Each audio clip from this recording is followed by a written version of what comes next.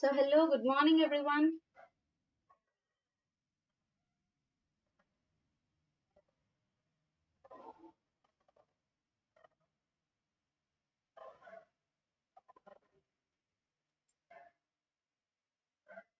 So students who are watching live, I'm expecting some comments from you, at least to assure that you are here. Good morning.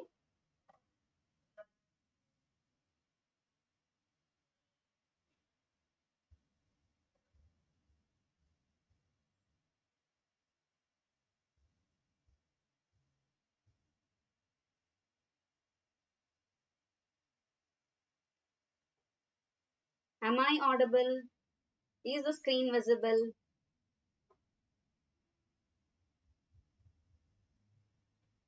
Please kindly reply in the chat box so that I can start the session.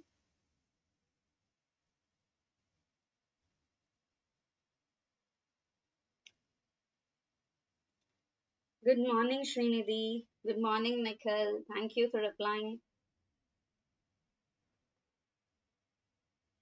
Yes, ma'am. Srinidhi. So everything is clear. Thank you, Srinidhi. So, yes, this is fast track batch for CMA final, paper 17, cost and management audit. Good morning, Hanumu. I'm sorry if I'm pronouncing it wrong. Good morning. So, yes, in previous class, I have told you that this will only be uploaded or be in live only the first class. But as I have received messages from students saying that, ma'am, we have liked your class so much and we are eagerly waiting for books and they have appreciated me. So I thought that at least till I complete forensic audit completely, I'll be on YouTube live. So yes, in the yesterday's first class of fast track, we have started forensic audit. First, we have seen the introduction of this fast track batch, and then we have seen forensic audit class. So, my style of teaching is that whenever the previous class has been ended, I'll not just completely forget that class and skip to the next concept. No, I'll never do that. Sorry. So, what I'll do is I'll revise the concepts whichever we have seen in the previous class. So, that's how my classes will be going. So in each and every class, we'll be revising whatever we have seen so far from concept book, from handwritten notes. And yes, after completing the entire unit or after completing the entire particular section, we'll go for workbook also. Before starting today's class, if any of you haven't watched the previous session of cost and management audit part 1 forensic audit, I request you to go and watch part 1 and then come to part 2. If you, as it is live now, you can watch live. After completing of live, you can go for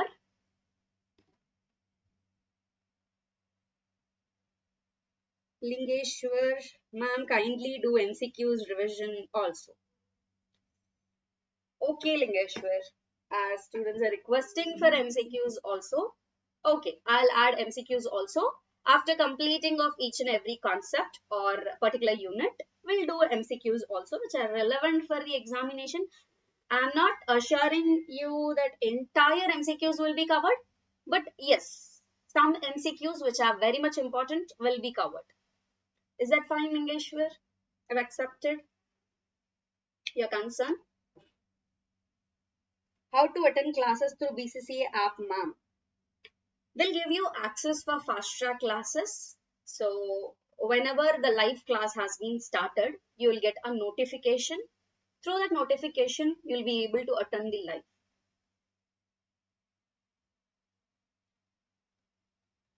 Yes, ma'am. Thank you. You're welcome, Lingeshwar. We are here just for you. Good morning, ma'am. Sai Vinay. Good morning. Spider. Ma'am. Yes, Spider. So yes, before moving on to the direct forensic audit, as in the previous class, I have told you that along with concepts, Spider, is it enough to get 50 to 60? Please tell me.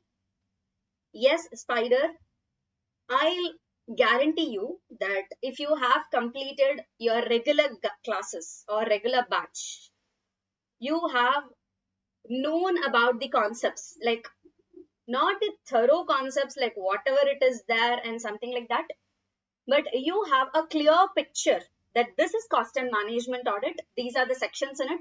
These are the units in it and some topics which are covered. So this is related to this. If you have a little bit of idea about cost and management audit, and if you are listening to this fast track batch, then I will assure you, I'll guarantee you that you will get more than 60 marks. Up to 80 plus marks is scoreable with this fast track batch. Because I'm covering the 100% syllabus and I'm also giving you the important questions, which I have called it as headshot 100 questions. And as Lingesh were requested now, we are also going to cover MCQs and I'm going to revise each and every topic again and again in the class itself. So I'll give you explanation. I'll give you revision also in the classes. And yes, you will revise it after the class. And I'm going to tell you how the questions will be framed in the examination. What are the important questions which are relevant for June 2025 attempt. We will be also covering MCQs. That's it. What else do you need? Everything is done by me. You just have to learn. That's it.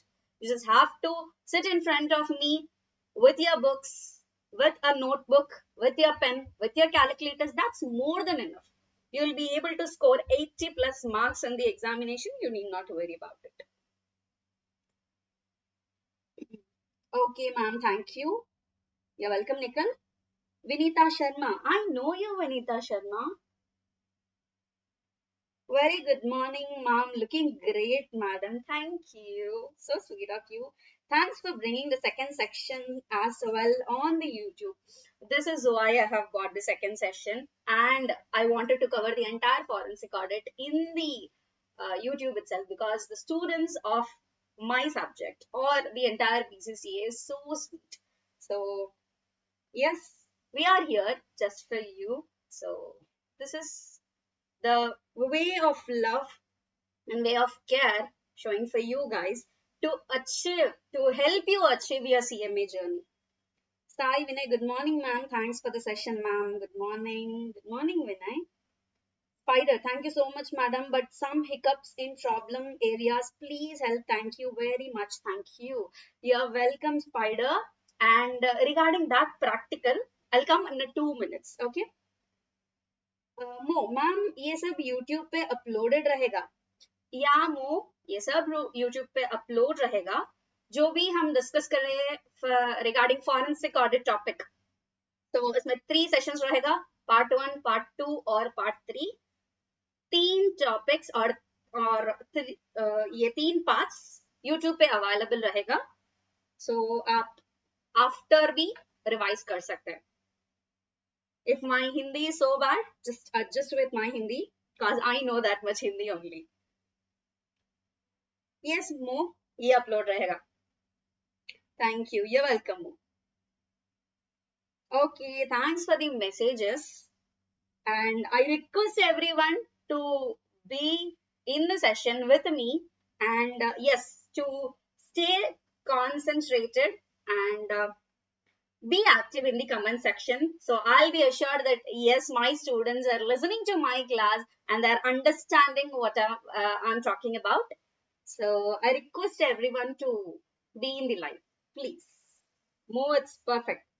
Thank you for appreciating my Hindi. And moving on to the main part, as I have told you in the previous first class that with concepts, I'll also give you headshot 100 questions. So here I am with the PDF of headshot 100 questions in front of you. So Yes, this is Headshot 100 Questions PDF.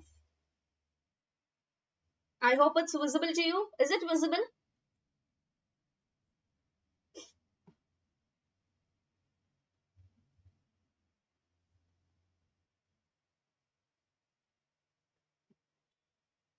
Is it visible to you, the document which I have put on the screen? Headshot 100 Questions.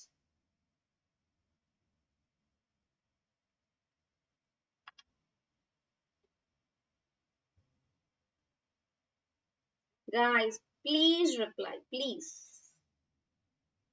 Please be active on the chat box. The chat box is just there for you guys so that you will be with me. So we'll have a healthy chat and you'll be able to clarify your doubts. So please reply. Is it visible? Headshot 100 questions. Yes, ma'am. Abhiram, thank you so much. Abhiram Shri Kumar, thank you so much. Now, headshot 100 questions. As I told you, I'll give you. Now, what is this headshot 100 questions? We are going to see a quick thing. Nikhil, yes, ma'am. Thank you, Nikhil.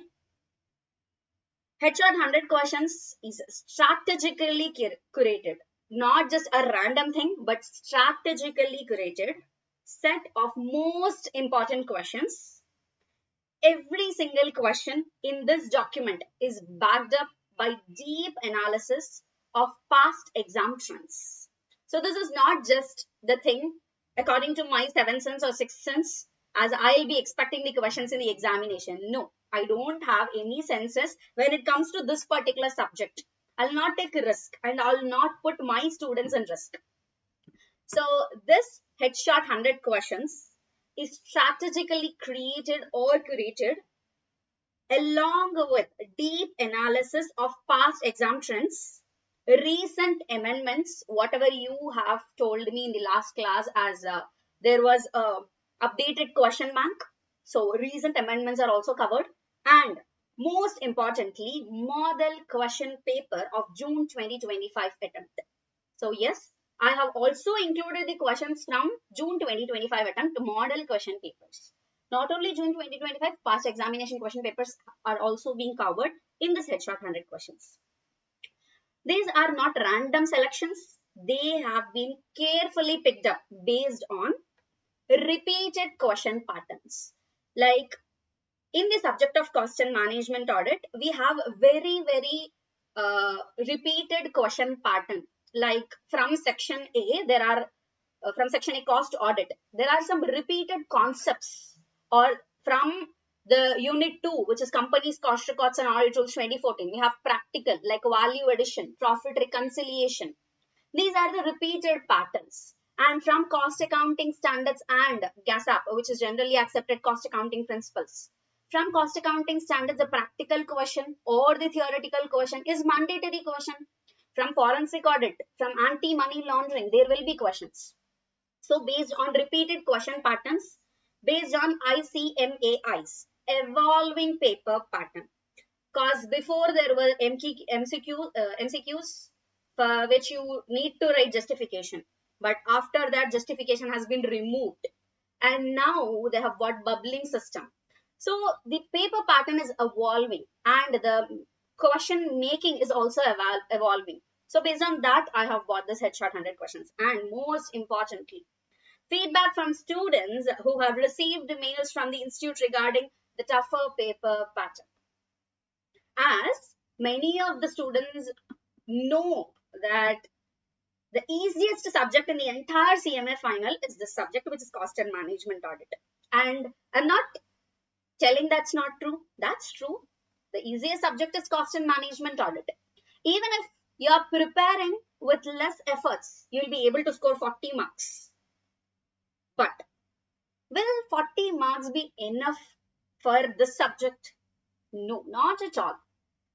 To get the aggregate score, if you're writing group 4 or if you're giving both groups, if you want aggregate, then this will be the subject will help you to get the aggregate score.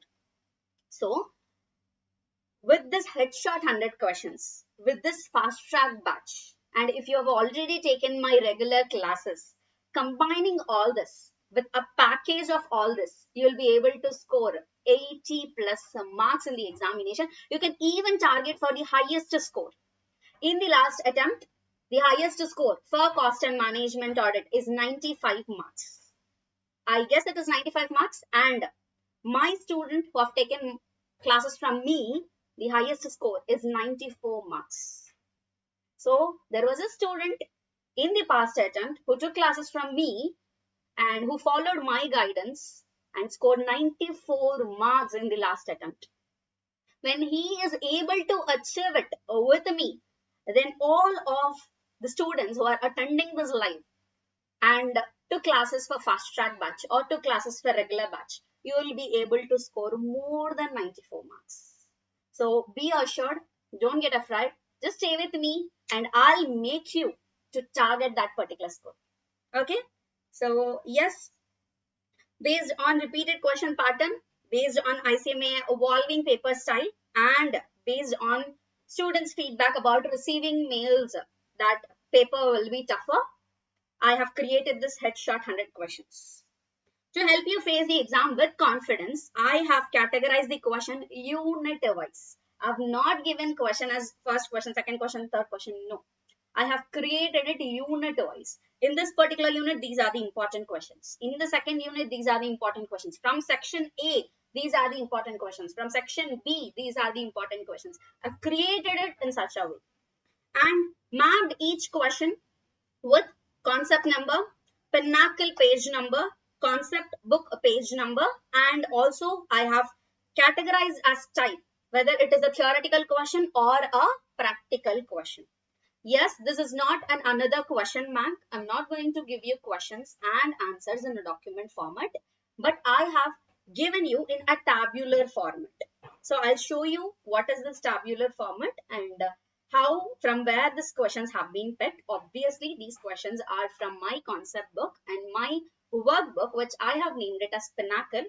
And in yesterday's class, I told you that I'll be telling you why Pinnacle. In this class, I'll tell you why I have named it as Pinnacle and what the word Pinnacle means. So yes, I have categorized it in such a way, and from this 100 questions, so whoever have asked me regarding practical questions, who's that? I think that is Spider. So Spider, this is for you, not only for you, for all the students. From these 100 questions, 21 are practical questions, selected based on expected application level areas, and the remaining are high priority theory questions covering must-know concepts for the exam. So these questions are not random theoretical questions. So what are the concepts which are very much expected in upcoming June 2025 attempt? From those concepts, I have given you high priority theory questions. I'll be personally discussing, not only I'll give you this document and tell you to learn yourself. No, I'll stay with you guys. I'll personally discuss all these questions with presentation techniques, how you have to write in the examination, answer structuring tips. What should be a first point? What should be a last point? How you have to start, how you have to end. That structuring tips will also be given to you, and important keywords and formats to use in the exam. In the previous class, I have told you that in cost and management audit subject, the technical words which you are using are very, very important. So I'll make you learn those technical words which you have to write in your answer sheet. This will help you to write with clarity, confidence, and scoring precision in the exam. So this is how I have created headshot 100 questions. So it is a complete package. You need not worry about anything. Just follow this headshot 100 questions and that will be more than enough. Now how I have designed it, as I have told you, I have separated it unit wise. So section A, cost audit. Question number is from Pinnacle book. Pinnacle page number, concept number from which this question is related to which particular concept, and concept book page number, and also type, whether it is theory or practical. From unit 1, I have given questions. From unit 2, from unit 3, unit 4. Unit 4, I have covered the most important cost accounting standards. from which the questions are being asked. So I have covered all the cost accounting standards which are very much relevant for the upcoming examination. Next, cost auditing and assurance standards, cost audit program. From all the units I have covered the important questions. I haven't skipped even, I haven't not categorized like A category, B category, C category for this particular headshot 100 questions. I have given it from all the topics. Even if it is a C category topic, I have given you the important concept or the important question. Now moving on to section B. Similarly, unit 1 question. Unit 2, management reporting issues and analysis, in which we have a practical part. From that practical part, I have covered 4 questions. This practical part is only being asked in your examination for the last 5 MCQs part. So in the previous class, when we are discussing paper pattern, I have told you that MCQs are categorized into 2 types. One will be the conceptual MCQs and the last 5 MCQs will be practical MCQs. So from that area, practical questions are being covered from management reporting issues and analysis. Next, management audit in different functions. This is a category topic. So theory questions which are very important are also covered. Evaluation of corporate image and information system security audit, I have categorized it as C category topics, even though I have covered the important questions from that. Next, section C I have covered. And this audit of different service organizations is very, very important topic. So I have given you the concepts or the questions which are very much important. And section D, forensic audit and anti-money laundering. So from forensic audit, these are the important questions, and from anti-money laundering, these are the important questions. So this is how I have created this particular document of headshot 100 questions. Now, from where you will get access of these numbers is, so this is concept book. You already know my concept book. So concepts are very well created in such a manner which is relevant for your examination. Only important concepts are covered. So this number, whatever concept 1, concept 2 I have given, those concept numbers are given here. And not only concept number, whatever the page number is there in which that concept is covered is also given in the next column of concept book page number. And then coming to workbook. As I've told you, I'll tell you what Pinnacle means. So here is Pinnacle. Pinnacle is nothing but highest level of achievement, which means to help you master the entire cost and management audit, this will be a guide. If you are completely covering this workbook, then you have reached the top of the mountain. You need not go the further heights because that's the highest point which you can reach.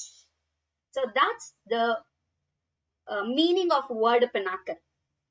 So it is the highest level of achievement, helping you master the subject with confidence. Just because to have that confidence in you that this will be the highest point, just by blindly relying on this particular workbook, you'll be able to achieve everything, because I have covered entirely whatever you have to take struggle for in this particular workbook, which I have named it as Pinnacle. It's so beautiful, right? So yes, because of that, I have named it as Pinnacle. And as already in the introduction, like details video, I have told you all different kinds have been used, like red, blue, green, purple and brown. And yes, main importantly, as all of you know, in all the workbooks of BCCA, the questions are categorized into main questions and additional questions. So in this workbook also, I have covered it as main questions and additional questions. You can just rely upon main questions. If you have further time, you can go for additional questions. Next, extensive coverage. ICMAI study material questions. Yes, I have also covered ICMAI study material questions, and not only questions with answers, because in our ICMAI study material only questions are given, answers are not given, where you guys will go and find that answers. So I don't want to struggle you guys. I'll take that struggle I have given with answers in this workbook. Past examination question papers are also covered. So you need not to go to the past examination question papers like one on one and revise. all the questions are covered in this particular book, covering both 2016 syllabus and 2022 syllabus. Model question papers are also covered, including June 2025 attempt, and MCQ booster is also given. So this Pinnacle is with MCQs. So MCQs booster is also given. And moving on to the main topic, now I have given you headshot 100 questions, isn't it? This entire Pinnacle book covers 267 pages, in which total questions are 306 questions. So from 306 questions, I have given you headshot 100 questions, which means 1:3 ratio I have divided it. So the most important questions which are very much relevant are categorized into 100 headshot questions, and the total questions which this workbook covers is 306 questions. So you do not think that entire workbook is given to us. So no, I haven't done that. From 306 questions, I have given you headshot 100 questions. And MCQs covered are 619 MCQs. You only have 30 MCQs in your examination. But to score the entire 30 marks, I have given you more than 600 MCQs, 619 MCQs. So this is more than enough. This workbook is enough for you to score that 94 or 95 marks in your examination. So yes, that's what I wanted to tell you as an introduction in the class 2. This I would have told in the yesterday's class itself, but I wanted to prepare this headshot 100 questions and come in front of you to talk about a workbook. So here it is a document which covers the entire questions of headshot 100 questions and the Pinnacle book, concept book combiningly, which you can prepare for the important questions. So I hope everything is clear. If you have any doubts, you can tell me. You can ask me regarding any doubts. And I need your comments. Did you like headshot 100 questions? Did you like the workbook? I need your comments about it.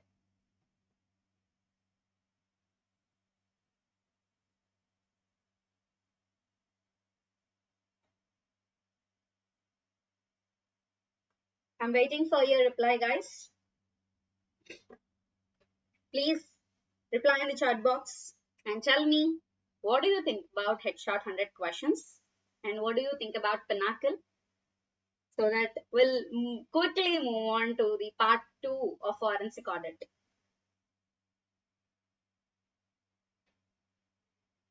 Lingeshwar, yes ma'am.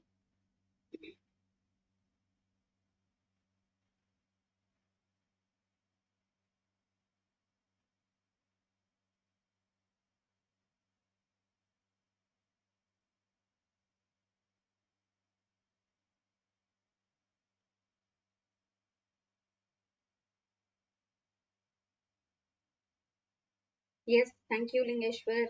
Srinidhi, excellent, ma'am. Thank you, Srinidhi. Lingeshwar, it's awesome, ma'am. Thank you. It's awesome just for you. So, yes, without wasting any time, we'll move on to the forensic audit part 2. Nikhil, wonderful, ma'am. So, whatever the words which are there in English are being used here, and I'm so happy. Excellent, awesome, wonderful. Srinidhi, please give any discount, ma'am. Sorry, Srinidhi, because there was already a coupon code which is created back then when fast track classes are being announced, and so you can contact BCCA management regarding that. But I can't give you any assurance and guarantee that discount will be assigned or given to you. I'm really sorry for that, Srinidhi. Jinali Shah, great efforts. Thank you. Lingeshwar, yes, ma'am, waiting for discount coupon from yesterday. Sorry, Lingeshwar. I can't do anything for that. Mo, is it available in PDF format? Yes, it is available in PDF format. The headshot 100 questions is available in PDF format. Those who have purchased fast track classes, for them, it will be uploaded in their course view by today. And as I've already told you, the handwritten notes sample copies will also be given to you after completing today's sessions of forensic audit. I'll upload that too in your course. So yes, we'll move to forensic audit. Yesterday we have started the concept of section D, forensic audit and anti-money laundering, in which we have covered unit 1, forensic audit. Now what are the concepts which we have covered? We'll see now. We have covered it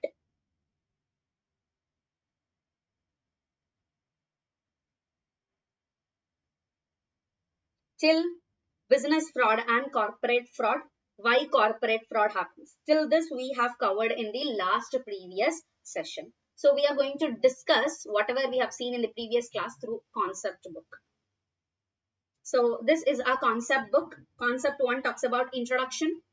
A forensic audit is an in-depth examination of whom? Of an individual or organization's financial records. For what purpose? To collect evidence that can be used in the legal proceedings. This specialized area of auditing is crucial in what? In identifying both financial crimes and non-financial crimes, which we have talked about the scope of forensic audit. Financial crimes covers fraud, embezzlement, and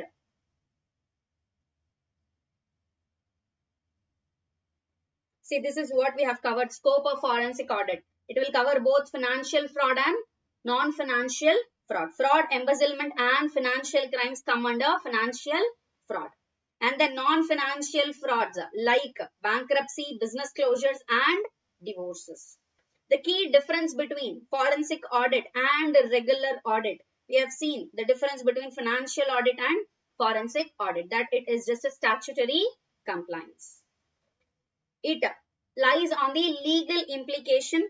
Forensic audit often involves presenting evidence in the court of law. But the other audits, whatever financial audit is there, the report of financial auditor cannot be produced as an evidence in the court of law. But forensic audit report can be produced in the legal cases as an evidence in the court of law. This we have covered.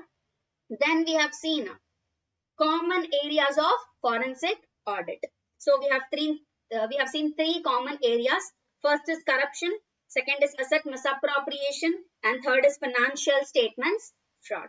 In corruption, we have seen three categories, which will be conflict of interest, which means between the management or the company or between two companies, if there is any legal dispute cases or if there is any conflict of interest. And to get the personal benefit, if someone is receiving the money from the other to defame the company or to get lost to the company, then it is called as a conflict of interest. And then the second will be bribery. Bribery means intentionally, willfully, one person is giving money to the other person to do that work, is called as bribery. And then we have seen extortion. Extortion means the other person is demanding money to me, that he is due with coercion or with threatening manner, he is asking me money to fulfill that particular kind of work. That is called as extortion. Then we have seen asset misappropriation. In asset misappropriation, we have seen cash theft, fraudulent disbursement, inventory fraud, and misuse of assets. And financial statements fraud, we have seen omissions, misapplication of accounting standards, and more we have covered in handwritten notes as deliberate falsification or omission, misapplication of standards, material misstatements of fraud, fraudulent financial reporting. So this is the common areas of forensic audit which we have covered. And then we have seen scope of forensic audit. Just now whatever we have discussed, financial crimes, fraud, embezzlement, and financial crimes, and non-financial crimes like bankruptcy, business closures, and divorces. Then we have seen difference between financial audit and forensic audit. And then reasons for conducting forensic audit. Why forensic audit is being conducted? Because first point, in the introduction we have seen a discussion between two friends, who is Siri and Sami. And from that discussion, we have got to a conclusion that before starting forensic audit, the main part is nothing but a suspicion. If there is a doubt of suspicion, then forensic audit will be commenced. So suspected financial fraud, legal proceedings in case of non-financial crimes, legal proceedings in case of court to produce the evidence in the court of law, and misappropriation of assets, business conflicts, bankruptcy and insolvency. In all these cases, because of which these are the reasons for conducting forensic audit. And then we have seen investigation methodology of forensic audit as a 5-step procedure. First step is accepting the investigation, which means if any forensic auditor is there, if any company or the organization is assigning forensic audit to an individual or a group of investigators, then they have to first determine themselves that whether they are able to do with that particular forensic audit. Will they be able to find out the evidence, whether they will be able to uncover the fraud? They have to first determine. If they are not able to do so, then they have to train themselves. If they are satisfied with the training, then they have to go for accepting the investigation. This we have covered. And then planning the investigation. In planning the investigation, we have seen first we have to fix what is the goal of forensic audit. Then we have to determine the procedure of achieving it. And then we have to use some techniques in planning. And then we have seen gathering of evidence. This gathering of evidence will be done with external investigations, like public documents will be reviewed, background investigation checks will be done, detailed interviews will be conducted, information will be gathered with a trustworthy source, surveillance will be conducted, undercover will be gone, and financial statements will be analyzed. And after gathering all the evidence which is gathered will also be analyzed. And then reporting, who will report? Forensic auditor. He will do the entire audit with a team of investigators. That team will prepare a report in which the contents will be findings of investigation, summary of evidence collected, conclusions about loss suffered, how fraud was planned and how it is uncovered, whole trail of events, and suggestions to prevent fraud in the future. All this will be included in the report and will be submitted to the company management. And then court proceedings at last, 5th stage. Auditors will be called up to a jurisdictional court to lay down the findings as the evidence in the court of law. So this is a 5-step methodology which we have seen. And then we also covered 9-step method for fact finding in case of forensic audit. This is not covered in the concept book, but I have given in the handwritten notes because it is also a important topic. So this is a 9-step methodology. Then we have seen need for forensic audit. What is the need for forensic audit? It is nothing but an early warning signal, and if few instances occurs in any entity, then they will go for forensic audit. Like if there is any hack of business information, if there is any whistleblower identified any issue, or if reconciliation has been resulted in unidentified material differences, or if suspicion of fraud or illegal activity is there, or if turnover and balances have shown negative results. In all these instances, the forensic audit will be conducted. And then we have seen forensic audit procedures. Procedures are 4. First will be professional skepticism. Second will be scientific approach. Third will be forensic data analysis and fraud investigation techniques, in which we have seen fraud triangle, which has 3 common elements. What are those? Incentive, attitude and opportunity. And then we have seen what is fraud. Fraud is nothing but deliberate act or failure to act which is done to have an unauthorized benefit for an individual or for an institution by deception, false suggestion, suppression of truth, unethical norms. By following all this, and the main important point is that which is believed and relied upon by others. So this entire definition is called as fraud. And then we have seen examples of fraudulent acts. This is covered here, examples of fraudulent acts.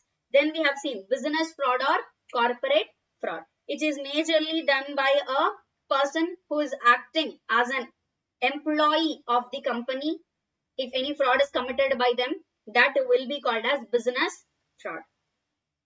Then we have seen it is often extremely complicated, usually takes months to unravel. And why corporate fraud happens? Because there is a desire to attract or retain investors, and they want to hide the problems with the company products. And regulatory challenges, who will be there while uncovering this business fraud or corporate fraud? SEBI and SEC. And major corporate fraud cases in India, we're going to start now. So this is what we have discussed so far in the previous class. Do you have any doubts whatever we have discussed so far in the previous session? If you have any doubts, you can ask me.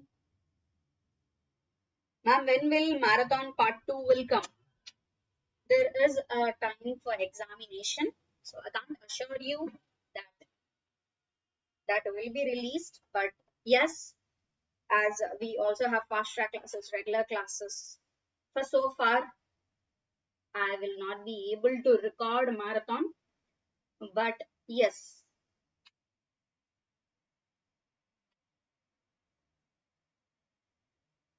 So guys, please give a quick reply, whatever we have discussed so far. Is it clear? So we can move on to the major corporate fraud cases in the world.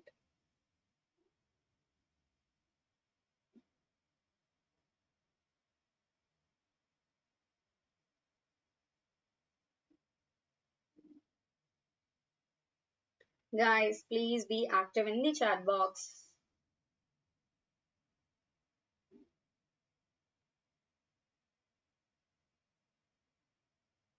Major corporate fraud cases in the world. We're going to start. Please give a quick reply as it is clear, or we have understood, or yes ma'am. Give any reply so that we'll move.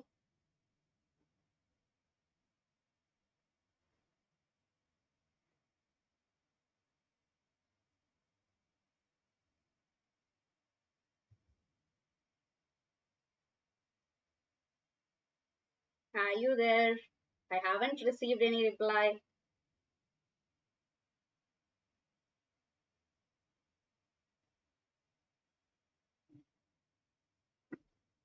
I'm waiting for your reply. Clear, ma'am. Then Alisha, thank you. Yes, ma'am. Nikhil, thank you, Nikhil. Wow, I got 2 replies. Thank you. Thank you so much. Lingeshwar, yes, ma'am. Clear. Thank you, Lingeshwar. So yes, now we are moving on to the next topic, which is major corporate fraud cases in the world. These are the real-time examples which are very important from the perspective of forensic audit. If you get any questions, then these examples you have to write in the examination. So what are those? First is Enron Company. This Enron Company has founded in 1985 in Texas in USA, and the fraud has been discovered in 2001. Now what is this company and how the fraud has been uncovered? We'll see.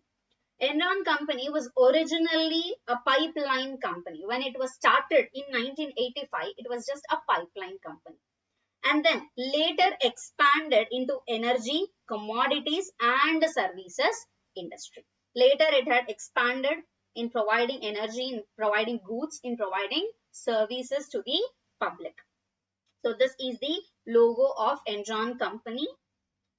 Firstly, it was a good company, but after that, what the fraud done by Enron Company is that they have done accounting manipulation, like mark to market accounting. They have followed mark to market accounting. What does that mean?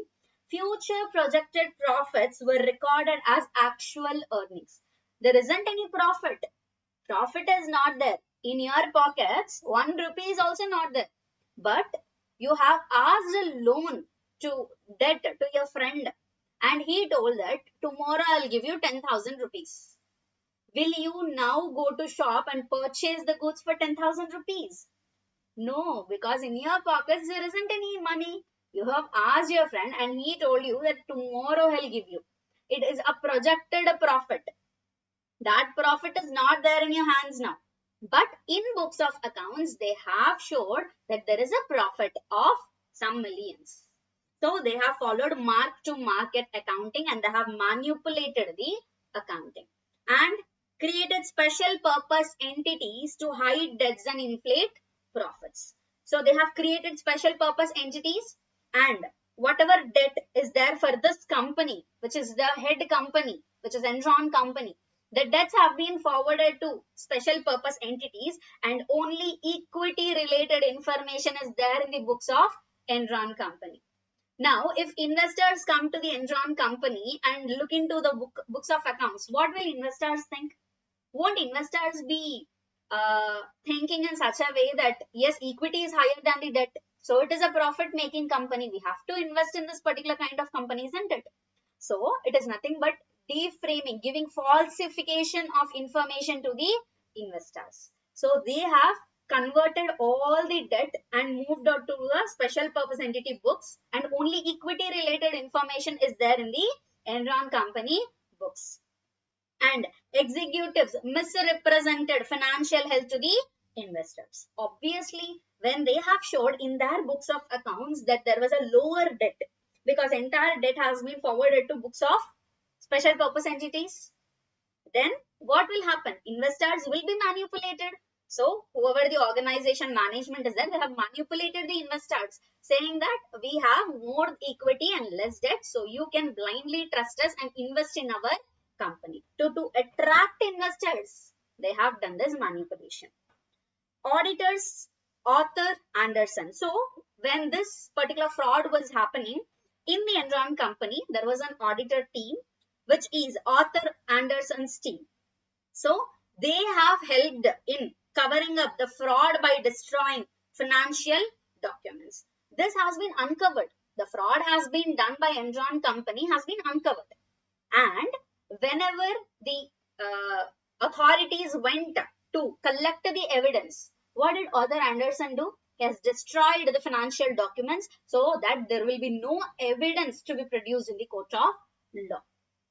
But everyone know that there has been fraud which is done, but our system is in such a way that to prove anything there needs to be a proper evidence.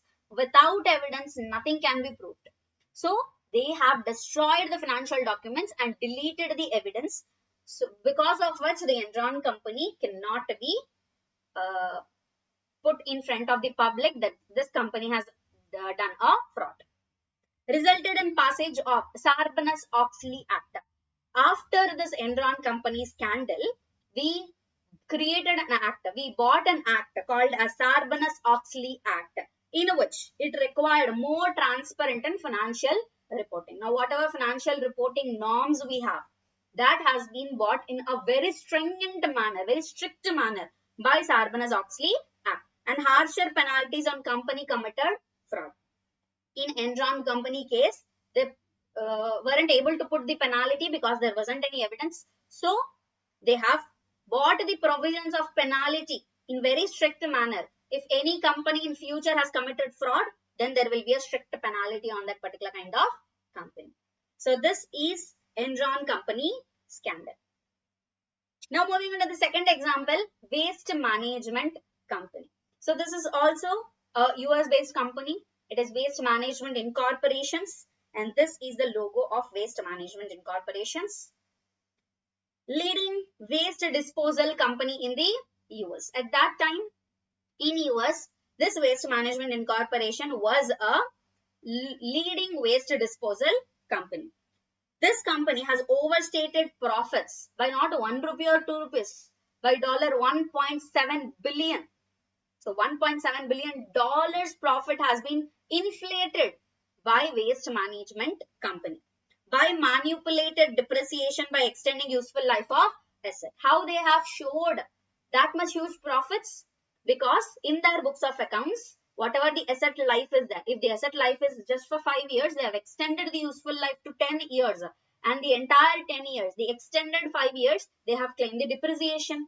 In that way, they have overstated the profits and violated GASAP, generally accepted cost accounting principles. by recording delayed expenses. So whenever the expenses, so I have expended today an amount of 100 rupees. I'm not writing in my books now. I'll be writing it in the next month, because next month I'll have the money in my hands. So if I'm writing 100 rupees as expenditure, it will not affect much.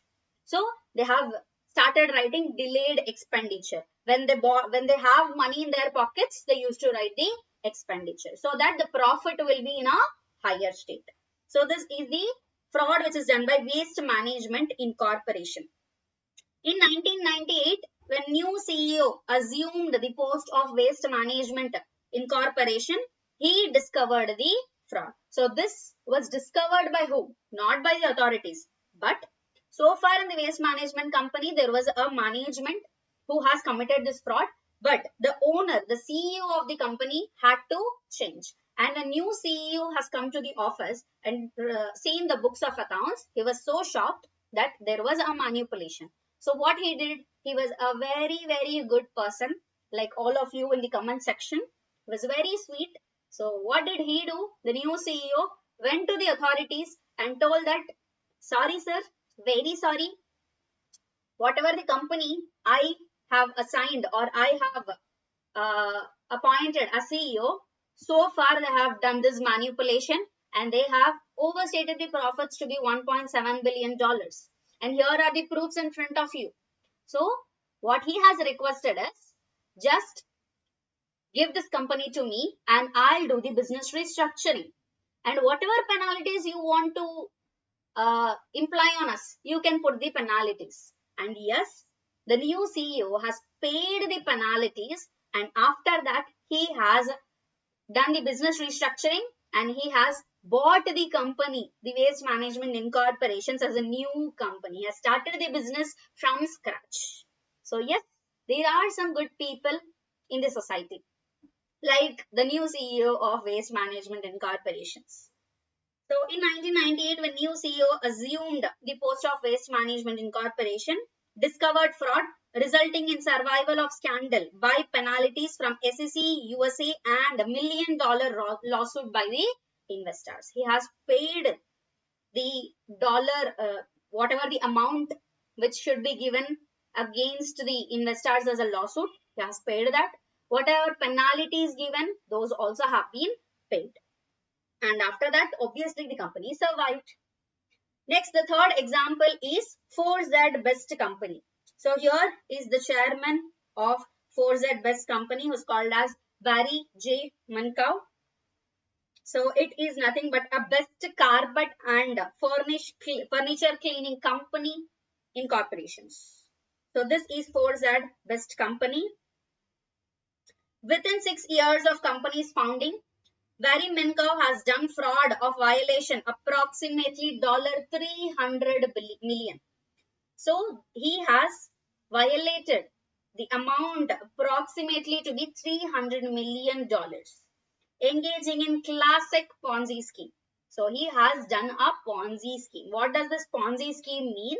Usually money acquired from new investors to pay off previous investors.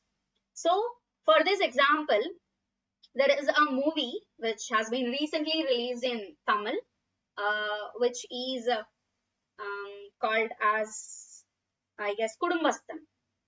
So in the movie Kudumbastan, what the hero used to do is, he'll take the debt from one person and he'll pay the debt to the other person. Now, whatever interest has to be paid, he'll receive debt from one and he'll pay to the other. And he'll receive debt from one and he'll pay to the other. And from each and every debtor from which he will receive the money, he used to say that this is the first time I am receiving the debt. I haven't taken the debt from anyone so far and I'll pay you interest correctly. So he used to tell to each and every debtor who has taken debt, as you are the first debtor for which I have came for money and I am taking debt only because I have this particular situation and I'll pay you the interest correctly. But what he used to do, he used to take debt from one and repay the other. That is a classic Ponzi scheme which has been done by 4Z Best Company. So they used to take the debt from one and used to repay the other. Engaging in classic Ponzi scheme using money acquired from new investors to pay off the previous investors. So this is done by Forsyth Best Company. And the next example is Wirecard Company. Now, what is this Wirecard Company? It is a payment transfer and processing company in the Germany. And what does this German company, which is called as Wirecard, has done is that in the early 2020s, auditors discovered how much billion? $2 billion discrepancies between company's books and actual money it holds. So they were cooking the books. Cooking the books doesn't mean that putting books on the stove. No, it will get burned. Cooking the books means false information is given. Even profits are not there. They have stated it as profits. When there was losses, they have shown as no losses are there. When there is debt, they have shown as no debt. When there is no equity, they have shown it as equity. So this is a cooking of books, which means you're creating something with your intellectual skills, with your story writing skills. You're creating stories, as you all will write in your examinations, not in CMA examinations, because you can't do in CMA exams, but in your schools, in your degree exams, used to write stories, used to create answers for the questions.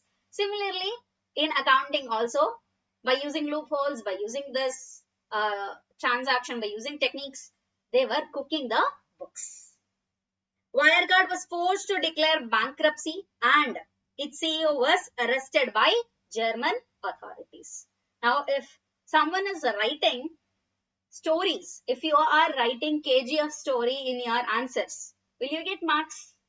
Will your mother come you and tell, oh, so much good kid, you have written the entire KGF story in your CMA final examination? Will anyone come you and do juju? No, they'll give you a tight slap.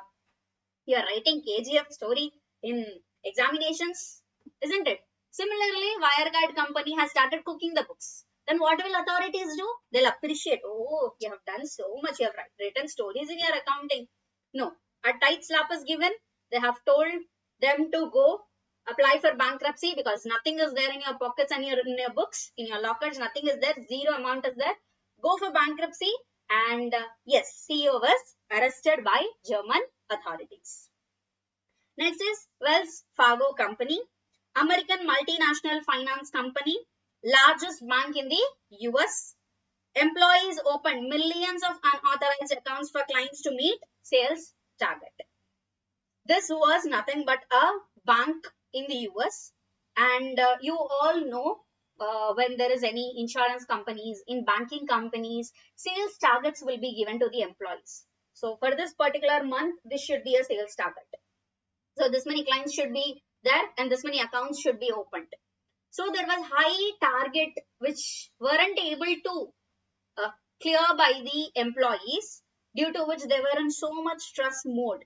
So employees done the fraud that they have created false accounts to the whoever the clients are there, without the authorization of clients, without the authorization of management. Unauthorized accounts have been opened for the clients, through which they would have been meted the sales target. So employees open millions of unauthorized accounts for clients to meet sales target. Founded in 1985 in San Francisco. After uncovering, what will happen? Employees only have done the wrong.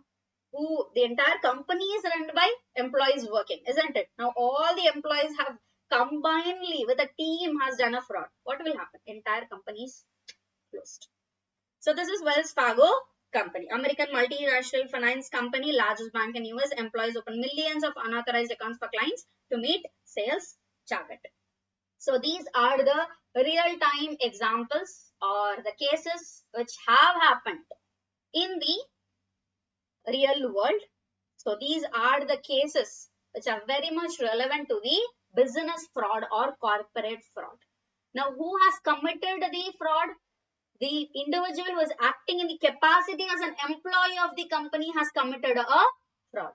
And is it so simple? No, it is complicated fraud. And did this very easily uncovered? No, it took so much of time to uncover the fraud, and it took so much of time to gather the evidence for such fraud.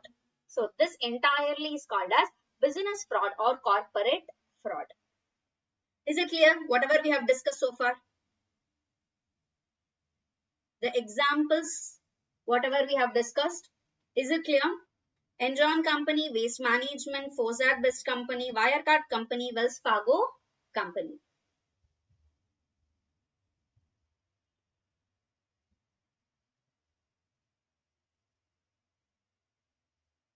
Guys, who are watching the live class, please give a reply. Is it clear whatever we have discussed so far?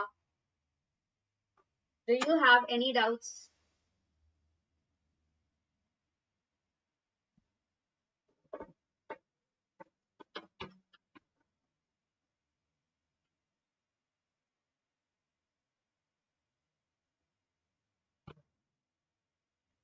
I'm waiting for your reply.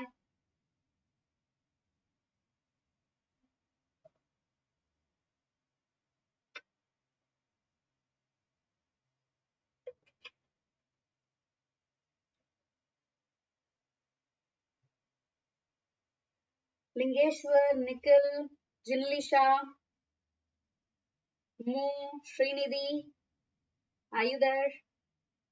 Please give reply. Spider, what about you? Are you there?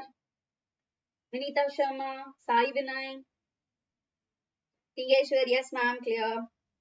SS, hi ma'am, good morning. Last attempt I got 80 marks in audit. Yes, congratulations. So here is a student who has got 80 marks in cost audit. And you have done a wonderful job.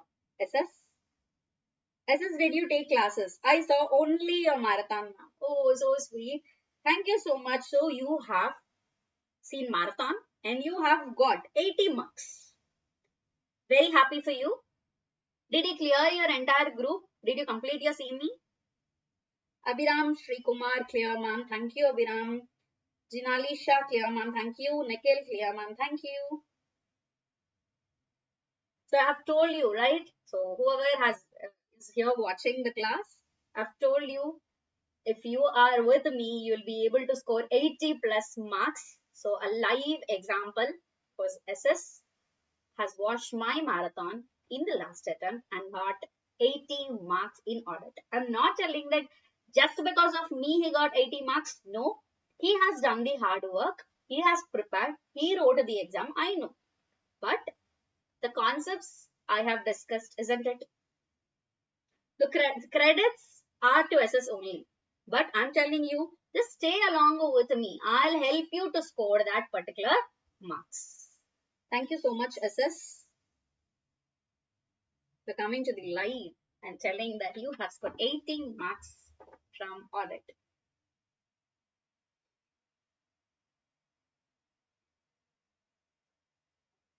Now, moving on to the next concept, which is concept 12, fraud triangle.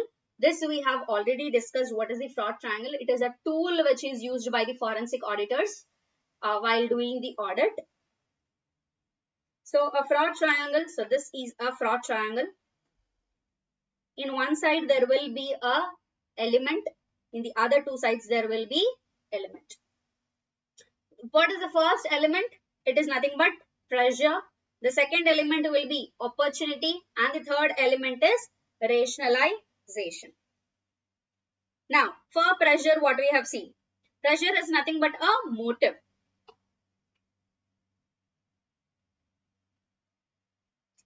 SS, I'm requesting ma'am, please upload marathons ma'am. It will be helpful to many students ma'am. I understand your concerns. I understand your request. But I can't give you the guarantee that right after I'll be uploading marathons because there is a fast track batch, there are regular batches. So yes, but yes, as you have requested, your request will be accepted definitely. Students are requesting me and I'm here for you. So I'll accept your request and I'll try my best to give the marathon. Okay, I'll try my best, but just before the examination it will be possible because I have regular batches and also fast track batches. I hope you understand and stay patient.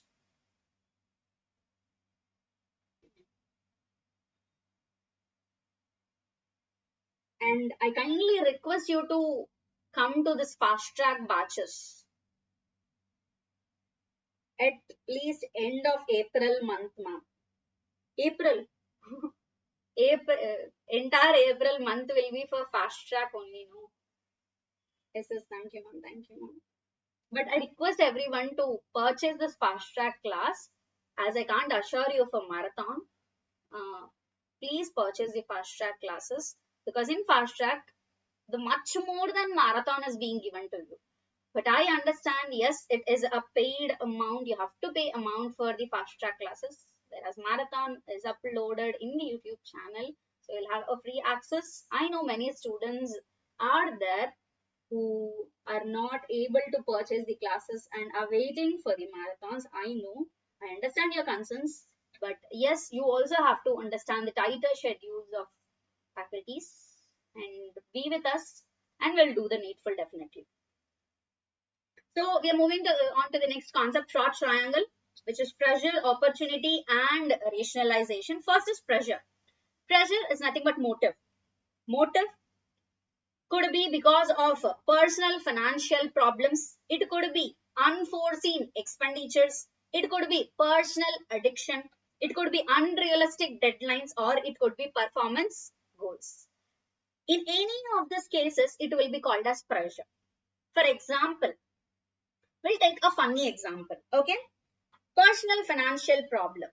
We'll take a movie example. Okay. The recent hit movie, Pan India film, is Pushpa. So each and everyone would have watched Pushpa movie so far, isn't it? Now, for example, we're changing a story little bit. Now, Pushpa is there, who's a leading villain, is a hero, but yes, he is against the government, and he's the most popular person. Now he is marrying whom? Srivalli, the heroine of the film, isn't it? So Pushpa is marrying Srivalli. Now Srivalli's father has to pay for the marriage expenses.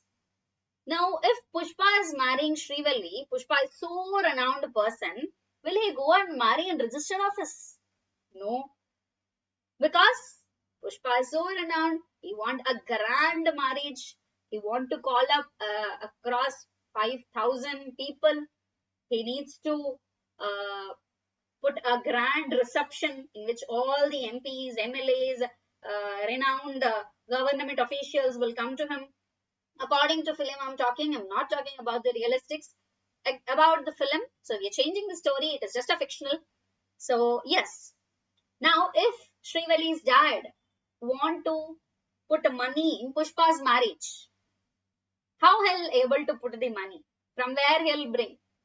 So in that case, as Pushpa also went against the government, Srivalli's dad will also go against the government. He'll do fraud. He'll commit fraud just because there is a pressure. There is a motive. Personal financial problem is there. He doesn't have money in his pockets. And he has to do marriage for his daughter, Srivalli, to Pushpa, renowned person. So, in that case, what can happen? There is a pressure. So, what? The fraud can be committed in an organization. Next is unforeseen expenditure. So, suddenly there is some medical expenditure which has to be incurred in the family, or there is some kind of expenditure which should be incurred. Some loan has been taken and you have to repay the loan right after. Then there is unforeseen expenditure, sudden expenditure. In that case, you need money.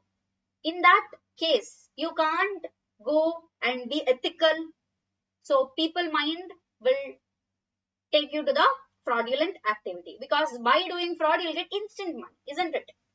So unforeseen expenditure. Personal addictions like gambling, by betting, and addicted to drugs, addicted to liquor. These all are nothing but personal addictions. If you are so addicted, then what will happen? You need money, isn't it? You have to go and be in the betting. You have to go for gambling. You can't stay quiet without going there, because it is an addiction. You have to do it again and again. For that you need money. And for that you can't go and work. So you'll go and involve in the fraudulent activities. Unrealistic deadlines. As I've told you, like the loan is taken and the loan has to be paid. Unrealistic deadline. Deadline is very near, that only 3-4 days are there for the deadline and you have to pay money in 3-4 days. Now, if you want that money, if you're going and working in any place, in 3-4 days they'll not give you money. It will take a month to receive the entire money. Then in that case, you'll go and commit a fraud. Performance goals. As we have seen in the 4Z Best company, Wirecard company. This company is nothing but a Wells Fargo company. This company is nothing but a banking company. To meet the sales target, the employees has committed a fraud. Because this is a performance goal. Because there is a motive. A pressure is there. Because of pressure, the fraud is being committed. So it is a one major element in the fraud triangle. I hope the pressure has been understood to you. Second one is opportunity. Opportunity is created by whom? By the management. By the company itself, the opportunity is created. Because of opportunity, the fraud is committed. So, weakness of internal controls. Internal controls are weak, which means the rules, regulations, laws which are set up inside the organization. The policies which are there inside the organization is not strict enough. So these are nothing but the internal controls. The policies, procedures which are followed in the organization is called as internal controls. Now, internal controls are not proper. Then what will happen? There is an opportunity for the employee to commit fraud. Inadequate supervision and review. If, for example, in your school times, you would have written examinations, isn't it? In your schools, there used to be tests. And in that test, your class teacher or the ma'am will be in front of you. Paper will be given to you to write the answers. Don't tell me lie. If teacher is not there or if teacher is in some other work and she is not doing supervision and review, won't you cheat? Didn't you cheat in your school time? We are not talking about CMA professionals because now no one will take that risk. But yes, in schools, didn't you do any cheating? I need reply from you. Were you so good student? Or did you do cheating? There was an opportunity because ma'am is not looking on you. Ma'am is not there for supervision. No one is there to review your examination paper. Then what will happen? There is an opportunity of doing fraud, isn't it? So similarly in the organization also, if there is no authority or the individual who will be there for supervision and review, the employees will commit fraudulent activities. And separation of duties. There has to be a separation of duty. Data-centric team will be there. Management team will be there. HR team will be there.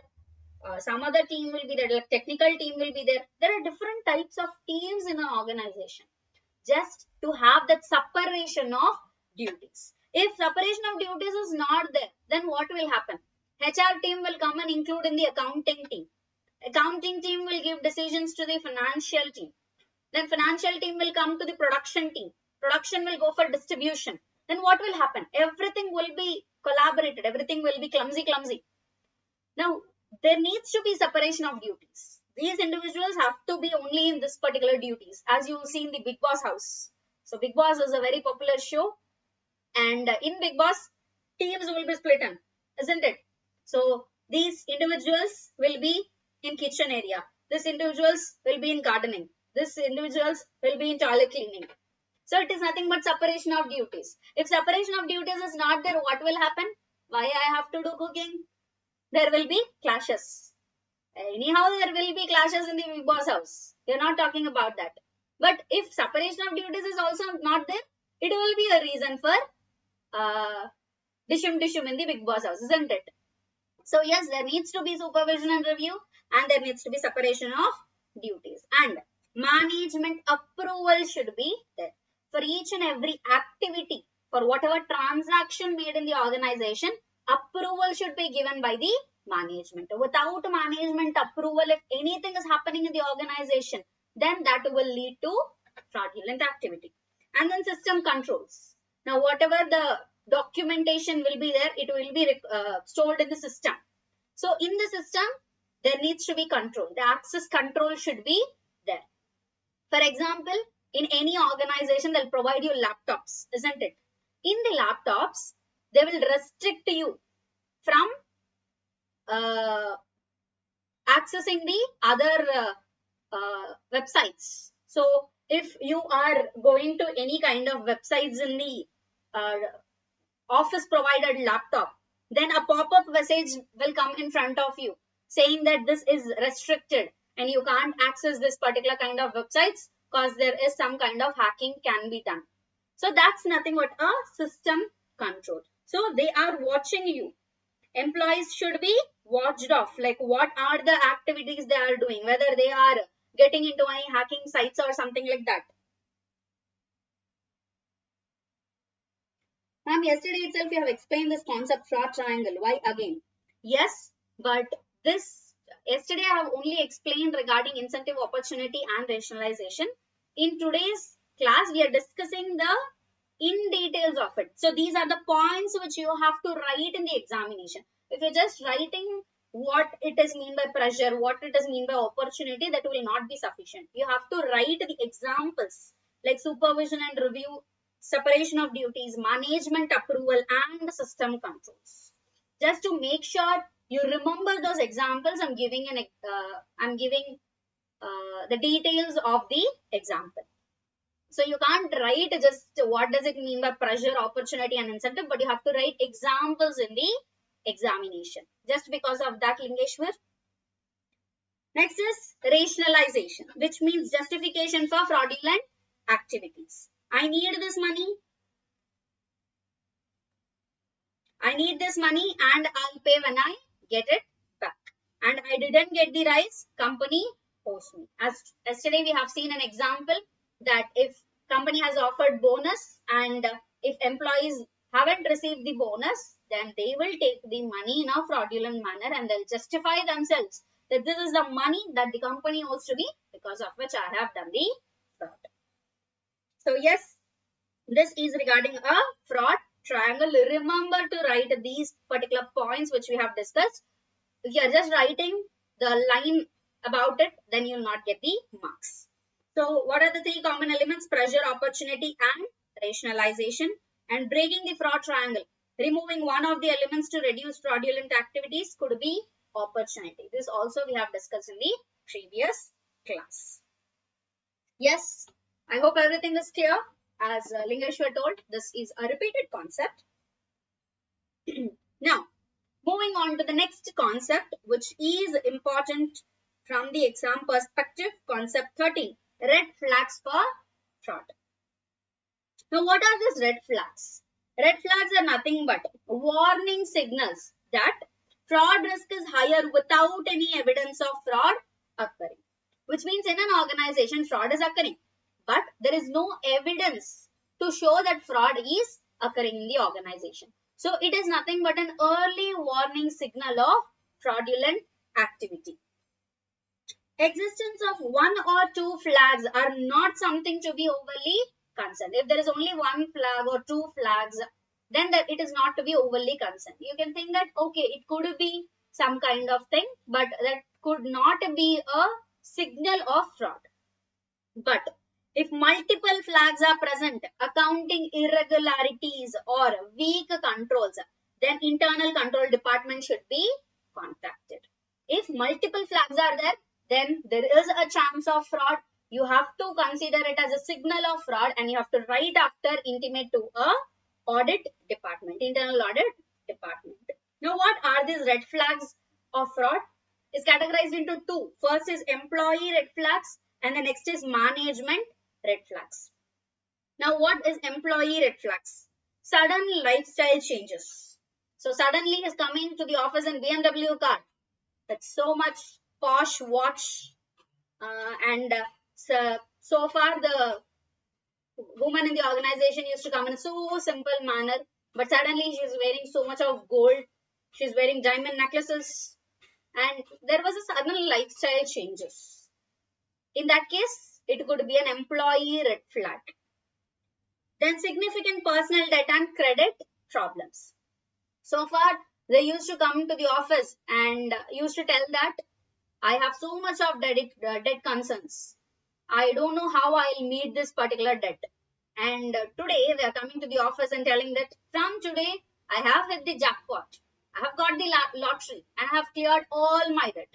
And I'm free from all debts.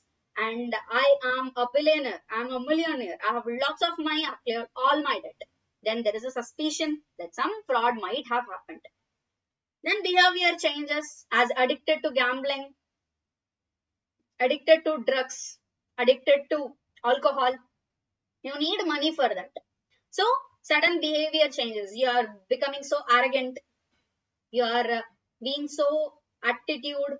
You are showing that attitude to your top executives or to the co-workers. Then there is a behavior changes.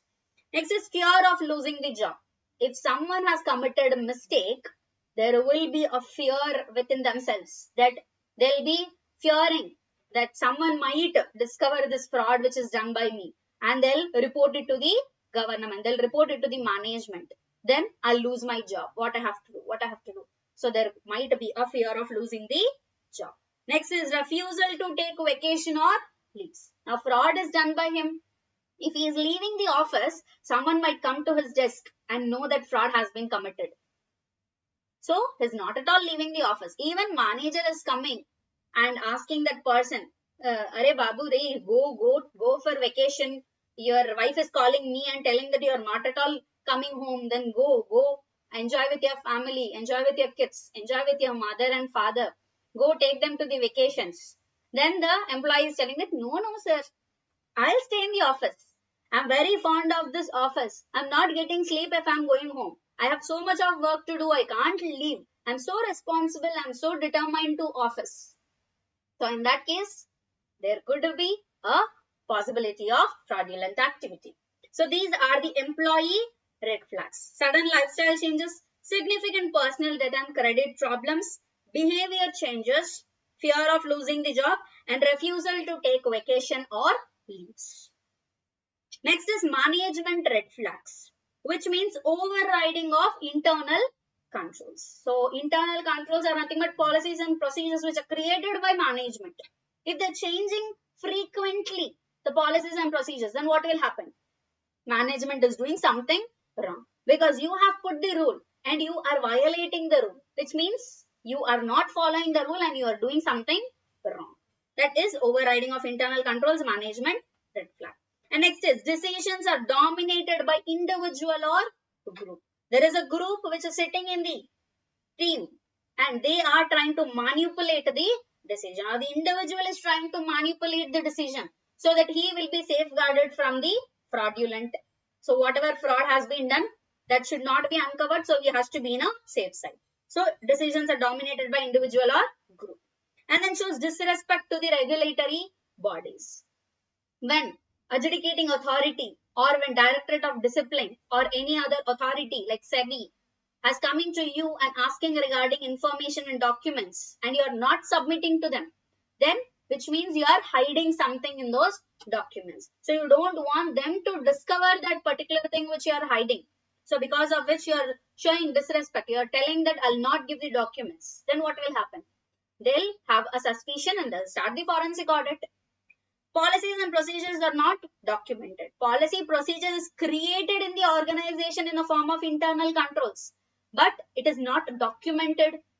Each and everything which is there in the organization should be documented, but they are not documenting it, which means it is a management red flag.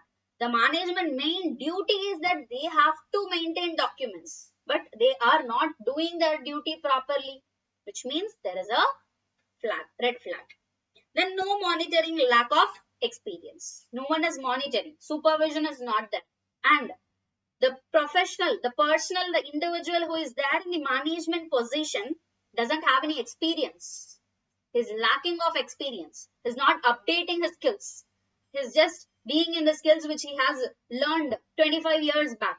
Will that be okay? No. He has to upgrade his skills. He has to learn everything. He's not doing that. He's lacking the experience. That means there is a management red flag. What will happen if he is lacking the experience? Whatever decisions is taken by the management will turn out to be fake, will turn out to be loss to the company. So these are the management red flags. Overriding of internal controls. Decisions are dominated by individual or group. Shows disrespect to regulatory bodies. Policies and procedures are not documented, and no monitoring, lack of experience. So these are the red flags of fraud, employee red flags and management red flags. Now, the main important point in this concept is, if any employee in the organization, as we have put the word as whistleblower, if there is any whistleblower in the organization who is an employee and who suspects some fraudulent activity has been happening, he should not contact the suspected individual. Now there is a doubt that how the employee will know that he is a suspected individual, isn't it? Because of that, in law itself, they have specified, conduct their own investigation. You find out, you do the investigation from your side to know about who will be the suspected individual. You do the investigation and get to know about the suspected individual, and don't report or don't contact regarding this fraud to suspected individual, and report it to the appropriate authority to avoid false accusations and altering suspected individuals. So it is given as a major point in the concept of red flags of fraud, that if there is any employee who is suspecting any fraud which is happening in the organization, he should not take the decision to himself and he should report it to the suspected individual. How he will know that he is suspected individual? He has to do his own investigation and get to know that. So this is regarding a concept of red flags for fraud. I hope it's clear. So now whatever we have discussed so far, is it clear? Do you have any doubts in the chat box? Please tell me, do you have any doubts?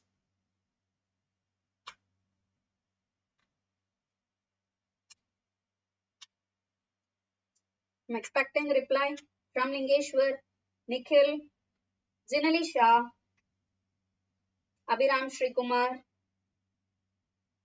Is it clear whatever we have discussed so far? Do you have any doubts? Lingeshwar, yes ma'am, clear. Thank you Lingeshwar. What about the others? Is it clear? No doubts ma'am. Okay Lingeshwar. No ma'am.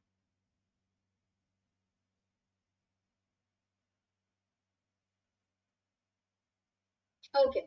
Now we are moving on to the next concept called as eligibility for forensic audit. Clear ma'am. Nikhil, no doubts ma'am. Thank you Nikhil. Lingeshwar, but can you go on a bit speed ma'am? Yes, I can do so.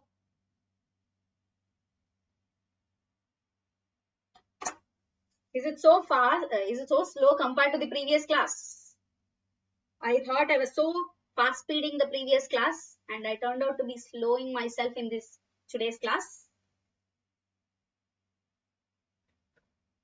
So as you've told that I'm so slow, we'll move it up in a fast track manner. Yes ma'am. Okay Abhiram.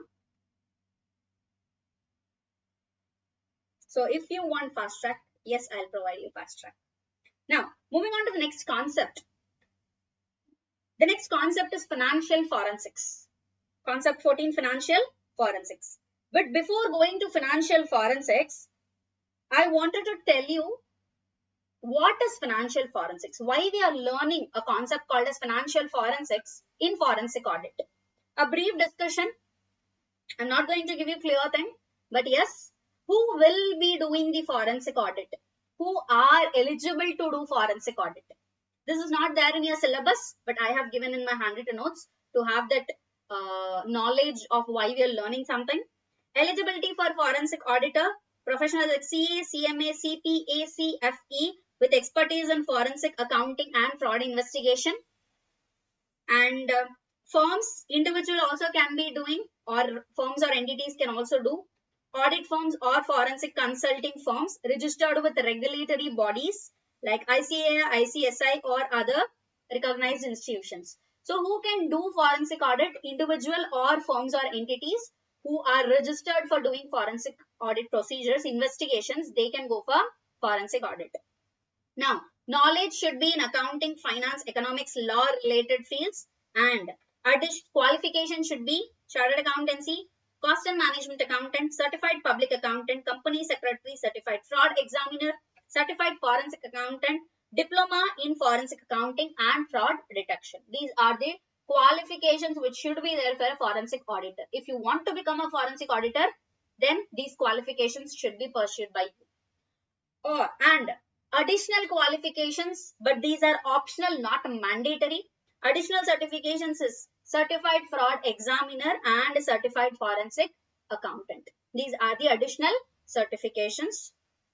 Now, this is who should do the forensic audit. Now, in forensic audit, there are many types of forensic audit.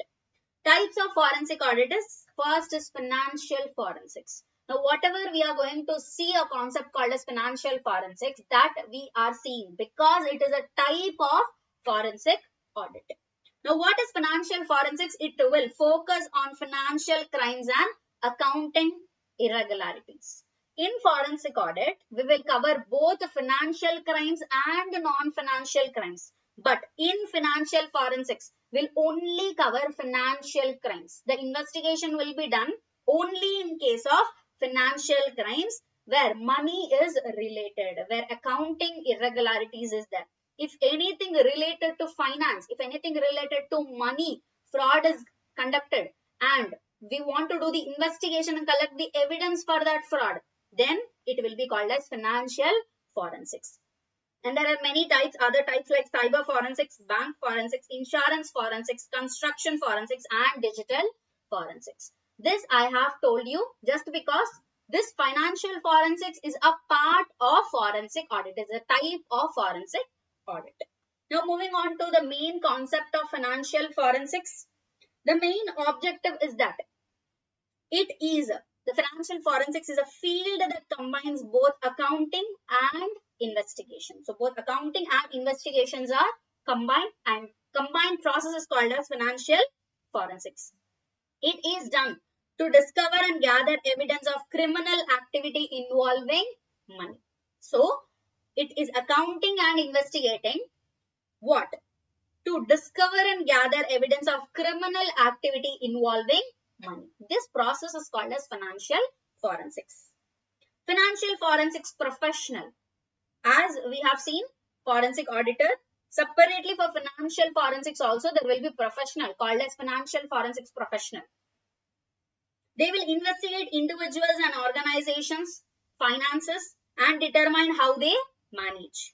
Help prevent crimes and recover lost assets. Research other business to determine the true value. This is the work which is done by financial forensics professionals. They'll first get into the individual or organization's books of accounts and they'll get to know how they are managing the finances, whether they are into investment or something like that. And next, they will help to prevent crimes and recover lost assets. And they will do the research to know what is the true value of business. What is the objectives of financial forensics? Discovering criminal activity which is related to money, investigating finances like how they are managing finances, preventing financial crimes. As we have seen, they will help prevent crimes and recover lost assets, and recovering assets as recover lost assets, and investment analysis. How they have to do the investment to get the higher profits. So this is regarding the financial forensics. Common cases of financial forensics. What are the common cases of financial forensics? First is financial theft. Second is securities fraud. Third, money laundering. Fourth, corporate valuation disputes. And fifth is tax evasion. All these are related to what? Related to money. So fraud is happening in case of financial theft, which means money has been stolen by customer or employee or individual, steals money from the organization. They are stealing. It is a fraudulent activity. It is related to money, financial sector. So this is the one case of financial forensics. Next is securities fraud related to shares, bonds, debentures. Types of white collar crime. Someone presents false information to the investors. Now, whatever prospectus is given for the shares purchasing, they are providing false information in that. In that case, it is called as securities fraud. Next is money laundering. This you already know. Converting the illegal money to be presented it as a legal money. Next is corporate valuation disputes, finding true value of organization done when one business is acquiring the other business. In cases of merger, amalgamation, in case of any new company formation, like two companies are combining and forming a new company. In all these cases, what will happen? The true value of business will be determined. In that case, if there is any fraud, like money related fraud is there, then it is called as corporate valuation disputes. Then tax evasion, you're not paying the taxes to the government. Person or organization avoids paying their taxes to the government. All these are nothing but common cases of financial forensics. I hope it's clear. Financial forensics common cases. These are the objectives which we have discussed. Discovering criminal activity, investigating finances, preventing financial crime, recovering assets and investment analysis. And then concept 15, we have seen common cases in financial forensics as financial theft, securities fraud, money laundering, corporate valuation disputes and tax evasion. Next, this is important. Qualities of forensic accountants or professional. Now, whoever the individual or the firm or entities who are going to become a forensic auditor or forensic accountant or professional, they have to have these qualities. First is having a logical mindset. Second, give attention to details. Third, be spontaneous.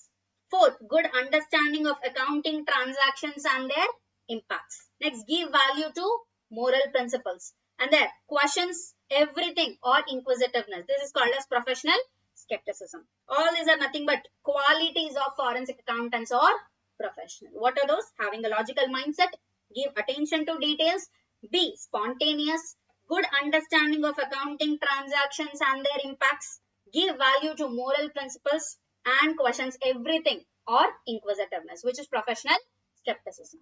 Clear? So these are the qualities. Next, investigation techniques for forensic accounting. How the investigation should be done. This we have already covered in the investigation methodology and the 9-step procedures. In investigation methodology, we have gathering evidence stage, which is third stage. In that stage, we have covered these points.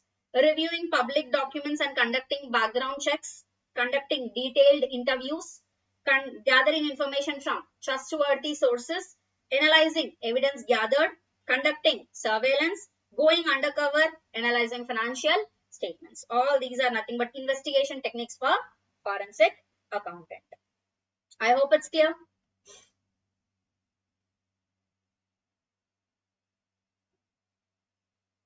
So concept 16, essential qualities of forensic accountants.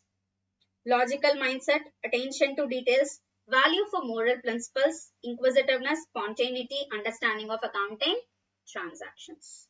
And then concept 17, investigation techniques for forensic accounting. Reviewing public documents and conducting background checks, conducting detailed interviews, gathering information from trustworthy sources, analyzing evidence gathered, conducting surveillance, going undercover, and analyzing financial statements. Whatever we have seen in the stage 3, gathering of evidence of investigation methodology. I hope everything is clear.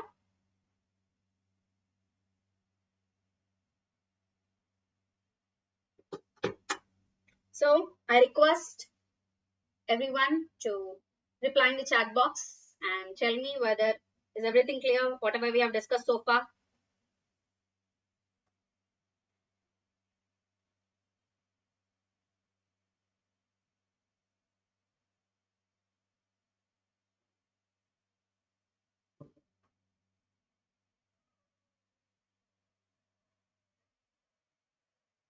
Is it clear? Jinalisha, Abhiram Sri Kumar, Lingeshwar, Nikhil.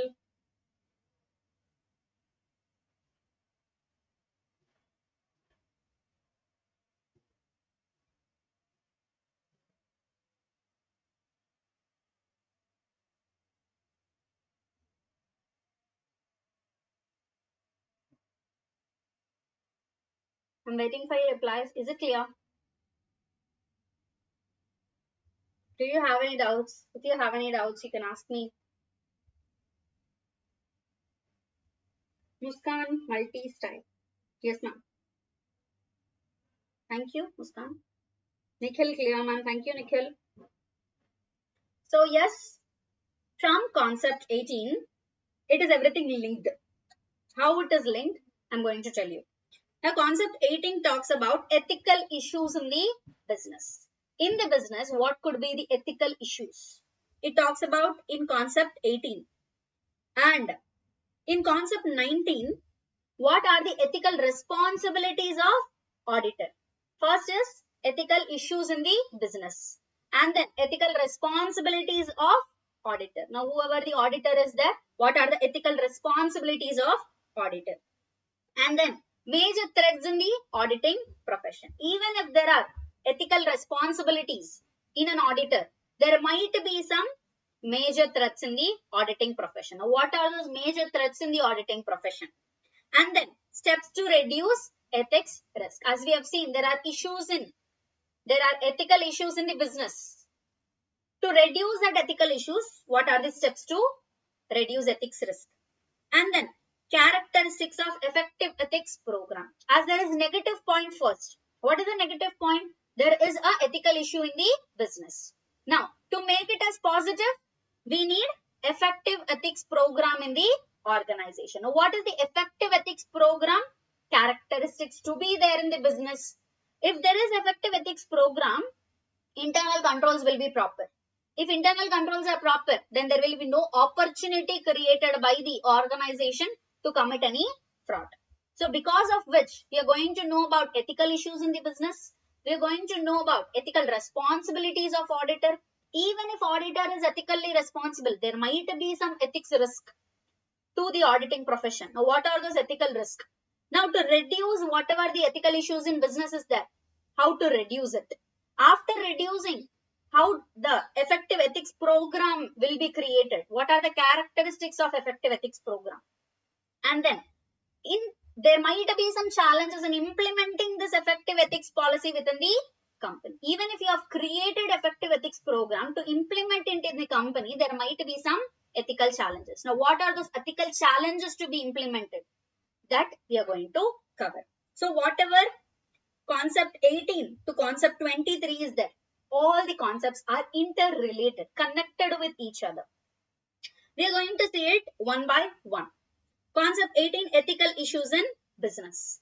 Now, what are those ethical issues in business? Understanding ethical standards. First, they have to understand what is ethics. What are ethical standards? They have to know.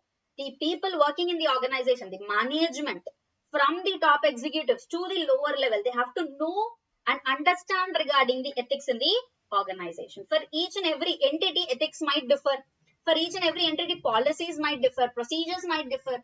Now, what are the controls which are relevant for that particular kind of company, that industry? They have to understand. Second, harassment and discrimination in workplace. We have policies for harassment discrimination. We have stringent rules which should be implemented in the organization according to harassment and discrimination in workplace regarding that. And health and safety in workplace. In current generation, health and safety in workplace is very, very important. If in any organization health and safety is not there, then there might be an ethical issue. Then psychological risk and mental health. For this, a recent example, not only recent example, from many years, many students, working professionals are committing suicides because of the mental pressure or in the workplace. So, psychological risk and mental pressures. If any organization is not giving the assurance to the employees that psychological risk will happen, they have to be in a comfortable environment. The workplace should be friendly in nature. In such a way, the mental pressure will not be there. If there is a mental pressure in the organization, then the organization is having some kind of ethical issues. Ethics and accounting practices. So, in accounting practices, whether they are following rules, regulations or not.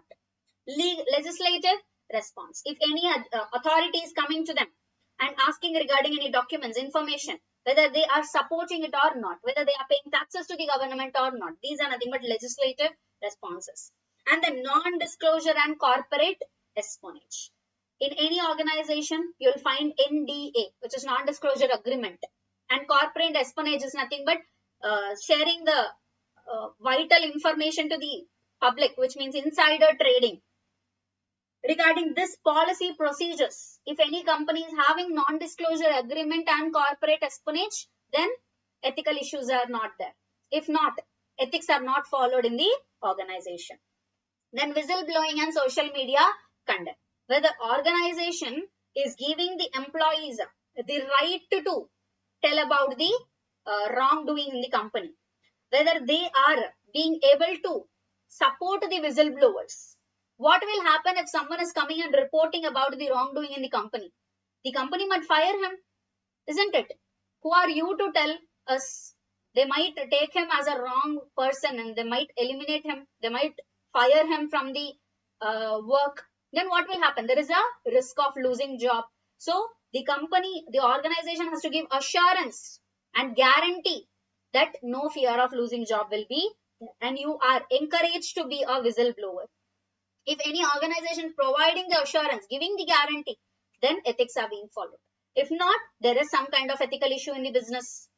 Technical and privacy practices. Technology and privacy practices. Whether in any organization privacy practices are there or not. Whether technology updations are being made or not. If all these are followed, then ethics are followed in the business. If anything is lacking behind, then it is a fundamental ethical issue that organizations are facing to maintain integrity. Integrity is nothing but being straightforward, being honest. So if everything is being followed, the company is being honest and straightforward to the public and investors. If it is not, then there is a fundamental ethical issue in the business. Now we are going to see in detail understanding ethical standards like integrity and trust. Now, whatever the trust which is maintained, the honest straightforwardness is followed. That should be from top executives to the bottom levels. If the top executives are not straightforward, they shouldn't expect it from the bottom level. So, from top down approach, they have to follow it for the integrity and trust.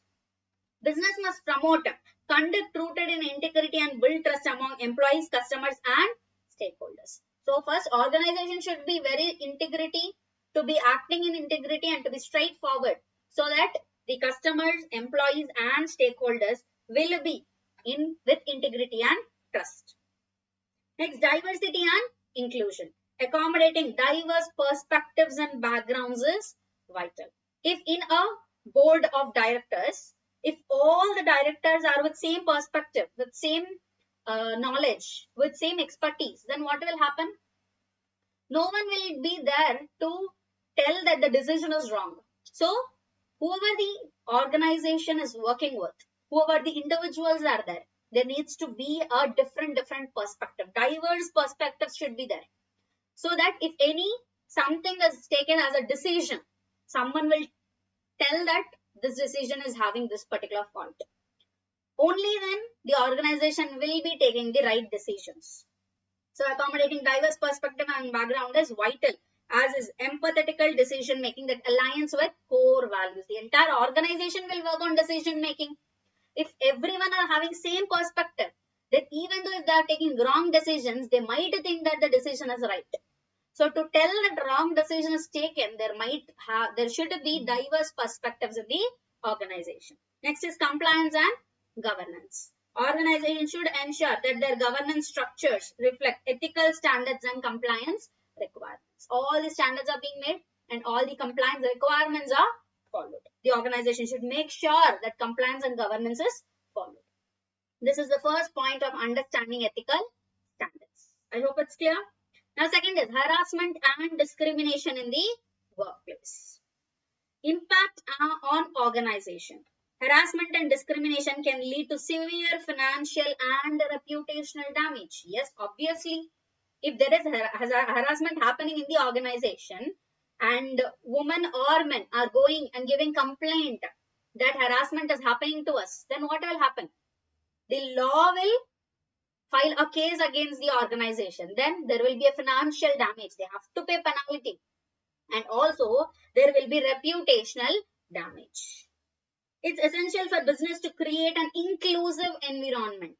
In that environment, they have to bring what? Anti-discrimination laws. In every organization, there has to be anti-discrimination laws. Familiarity with laws enforced by US Equal Employment Opportunities Commission is crucial. Now, whatever anti-discrimination laws are there, those should be in align with what? In align with US Equal Employment Opportunities Commission laws. Now, what are anti-discrimination laws? For example, age above 40 years protection, disability like physical or mental disability, equal pay should be given to both women, men, to all the people working in the organization, equal pay should be given. Pregnancy incentives, pregnancy leaves are given. Race and ethnicity, no one should address the other based on the color or the religion or the caste or the ethnicity, religion, sex and gender identity. All these are nothing but anti-discrimination laws. If any organization is lacking behind any of this, then there is an issue in that particular business. Next is health and safety in the workplace. Health and safety in workplace is very, very important. For example, employee rights. Under Occupational Safety and Health Administration, which is OSHA, regulations, employees have the right to have a safe working conditions. So, according to OSHA regulations, they have given a mandatory thing for the organizations, that organizations have to provide the safety measures, or they have to provide a safe working place to the employees. It is given by which? By OSHA regulations. Now, what are safety regulations or the health and safety workplace measures? Fall protection. If they are working in the heights, they have to give the belts which will be tied up to their waist by covering them in that particular protection. If they are falling also, that rope will balance them to not fall behind. So, fall protection should be given. Hazard communication, that mask will be given if you are working in any gas environments. Hazard communication, that's respiratory protection. Hazard communication is that the pamphlets will be stick them to the walls or something like that, that here gases are being emitted. Hazard communication is there. Next, scaffolding. Scaffolding is nothing but when construction is being done, they will put some kind of rods so that the workers will be able to climb up and do the work. So that is called as scaffolding, to hold that particular thing, to help them to work on the higher levels. Outside the building, they'll put the rods. So that is called as scaffolding. Next is respiratory protection, the mask. Lockout or tag out procedures. Lockout and tag out procedures are nothing but if any machinery is getting repaired, or if they have shut down the electricity for repair work, then they will provide a intimation thing called as lockout or tag out procedures, that during this time the machinery will be closed because of maintenance work or repair work, so do not switch on the machinery or do not switch on the electricity. So it is called as lockout or tag out procedures. Next is powered industrial trucks. These are nothing but to moving from one place to another place inside the organization, to take the equipments, to take the goods from one side to the other side. Inside the organization, small trucks will be there. So those are called as powered industrial trucks. Ladder safety standards.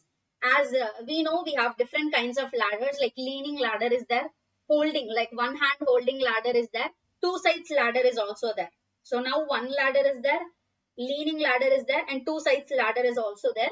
So when different kinds of ladders are being used in different organization situations or environments, they have to provide ladder safety standards. That if you are climbing on this ladder, you have to place it in a grip stage. You have to hold it here. That standard should be given to the employees, that they are very well aware of it. Electrical wiring methods. Now, whatever the wiring system is there, the wires shouldn't be outside.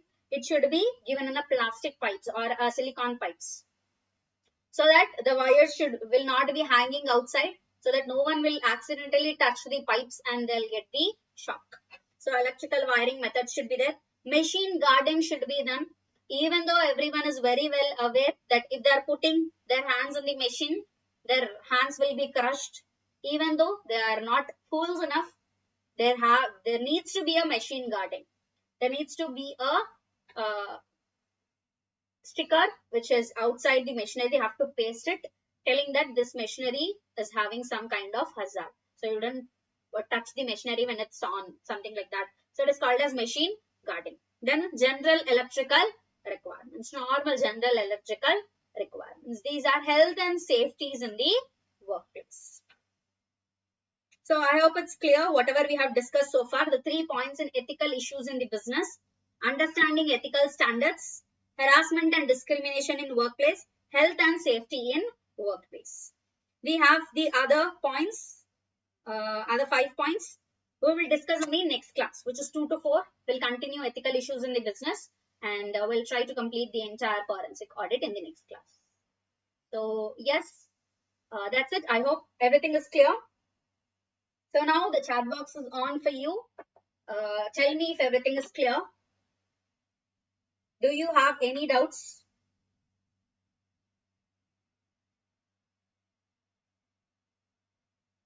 Lingeshwar, Jinalisha, Nikhil, Muskan, Abhiram, Srikumar. Is everything clear? Do you have any doubts?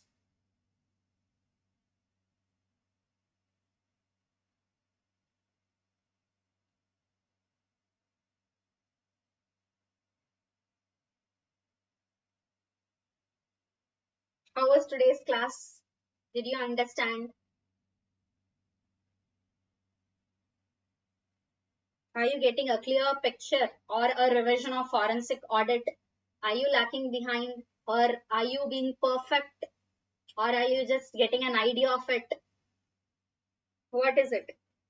Are you liking the sessions of fast track, first class and second class? Are you being thorough with forensic audit concepts? Jinalisha, yes ma'am. Abhiram, clear ma'am.